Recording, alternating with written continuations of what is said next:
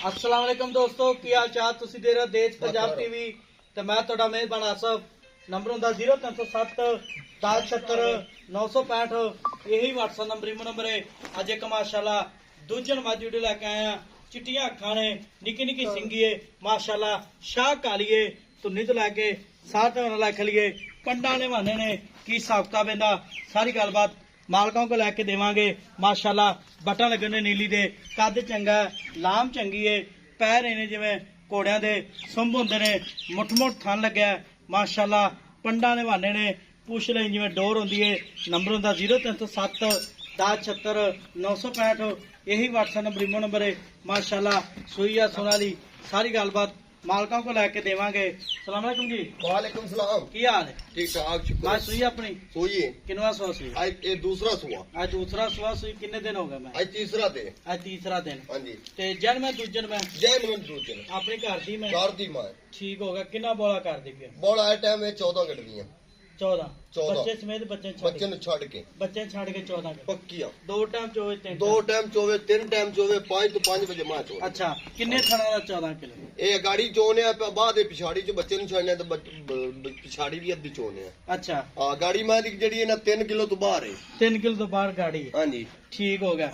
ते मैं प्योर दूजन है प्योर दूजन। ते मैला मूला सेट के किन्ना दुध करेगी? अल्लाह दे हुक्म नाल 18 19 लीटर 18 19 लीटर करेगी। मैं बिल्कुल करेगी। मगर केंदे कट्टी मगर कट्टी है माशाल्लाह। मगर कट्टी है ते इहदे थाने च वाधा घाटा छट्टा वादा गोटा होवे, फारा छट्टा होवे, मैं अपनी उस अपनी हां कट्टी इदो ही करी काका।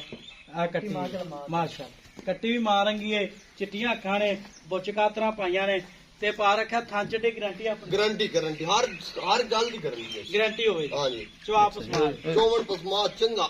अच्छा हां ठीक हो गया। ते ना मुੱਲ करना प्यार पता जेड़े पैसे ले ले पक्का जी।